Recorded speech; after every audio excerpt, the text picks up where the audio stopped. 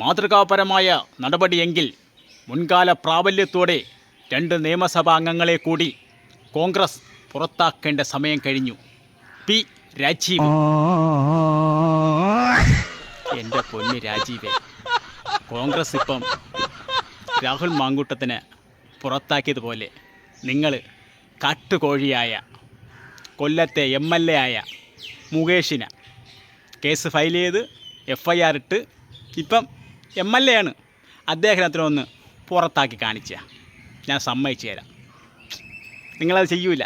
സംഭവം നിങ്ങളത് ചെയ്താലേ നിങ്ങളെ കമ്മ്യൂണിസ്റ്റ് പ്രസ്ഥാനത്തിലും CPMലും ഒരു നേതാവോ ഒരു MLAയോ ഒരു മന്ത്രിയും കാണില്ല.